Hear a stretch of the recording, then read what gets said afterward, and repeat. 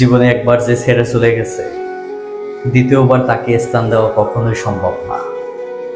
আমি দিব না, আপনি কি দিবেন?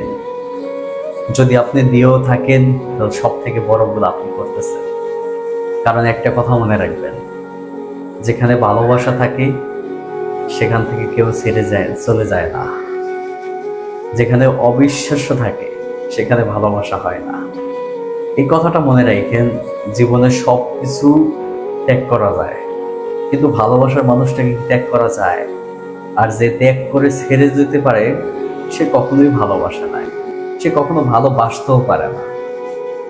এই মনটা হচ্ছে কাছের জিনিসের মতো, একবার যদি ভেঙে যায়, আপনি যতই অসম্ভবকে সম্ভব করার চেষ্টা করেন যে মনকে জোড়া লাগাবেন, কখনোই সেটা সম্ভব না, হবে না ভাই।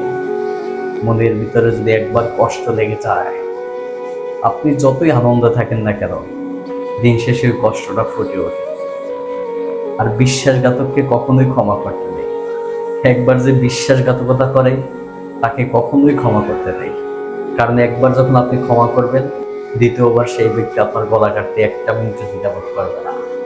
সেই মানুষটা আপনাকে ছেড়েই যেতে পারছে, সে তো আপনাকে ভালোই বাসে না।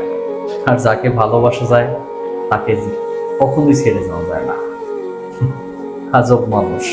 এই পৃথিবীতে কিছু মানুষ আমাদের মাঝে আসে, তারা আমাদেরকে ভালোবাসার প্রলোভ দেখায়, ভালোবাসি ভালোবাসি এই কথাটা বলে, দিন শেষে এমন একটা আঘাত দিয়ে চলে যায় যে আঘাতটা কোনোদিনও ভোলা যায় না, যে আঘাতটা কখনো বুঝতে পারা যায় না।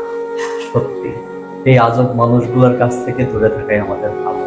তাদেরকে আর দ্বিতীয়বার কখনো স্থান দেওয়া উচিত না, দ্বিতীয়বার কখনোই সুযোগ দেওয়া উচিত না।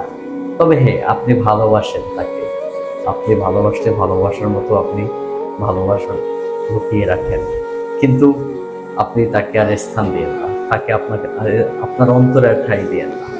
আপনি ভালোবাসেন, দূর থেকেই ভালোবাসেন, কারণ আপনি তো সঠিক, আপনি তো তাকে ভালোবাসেন। জীবনটা আসলেই বড় সুন্দর, কিন্তু কিছু মানুষের কারণে এই জীবনটা তছনছ হয়ে যায়।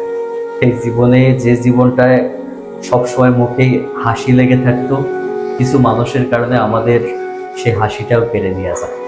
ওই মানুষগুলো যখন আমাদের হাসিগুলো কেড়ে নিয়ে যায়, তাদেরকে কি করে ভাবেন আপনি স্থান দিবেন? কখনোই না। এই ভুলটা কখনোই করবেন না। আমার বেলায় আমি কখনোই তারে আর স্থান দিব না, কারণ বিশ্বাসের অমর্যাদা করছে, আর বিশ্বাসঘাতককে আমি কখনোই ক্ষমা করব না।